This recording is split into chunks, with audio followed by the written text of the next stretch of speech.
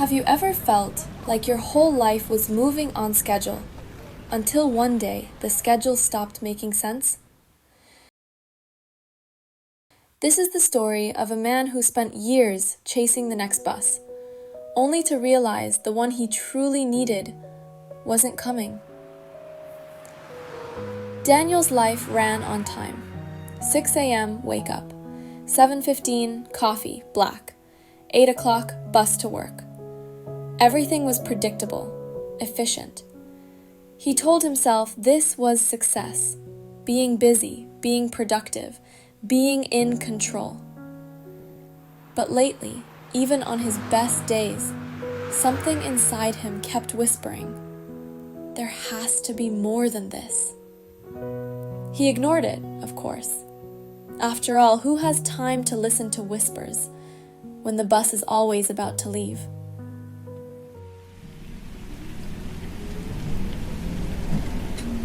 One Tuesday morning, Daniel woke up late. He ran out the door, shirt half tucked, tie undone. And as he reached the corner, the bus doors closed right in front of him. He waved, shouted, but it drove away, leaving him in a cloud of diesel and silence.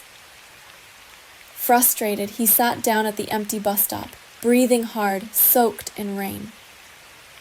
For the first time in years, he had nothing to do but wait. After a while, an old man sat beside him. He wasn't in a hurry.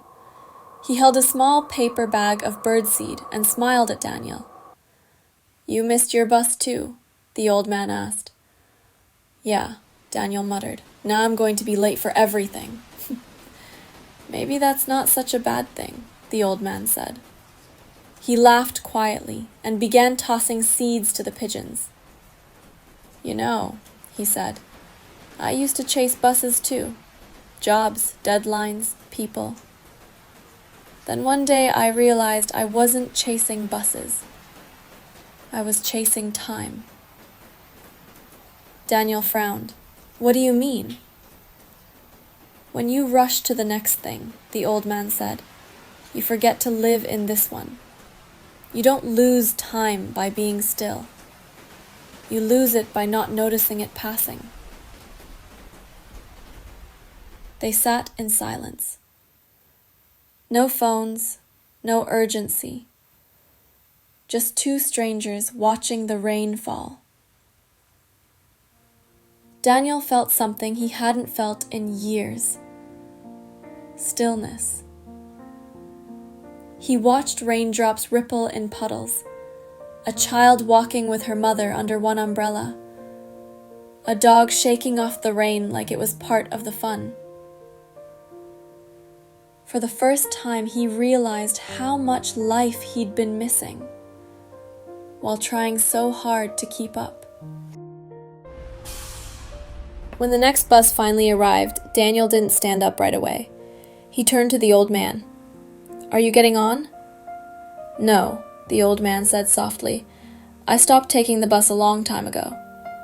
He patted Daniel on the shoulder. "Sometimes, missing your ride is the only way to find your direction." Then he stood and walked away down the quiet street. Daniel never saw him again.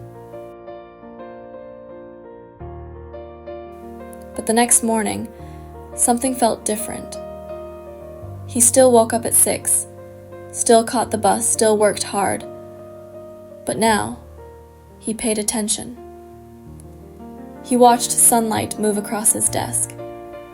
He called his mother just to say good morning. He took the long way home sometimes just to feel the breeze on his face.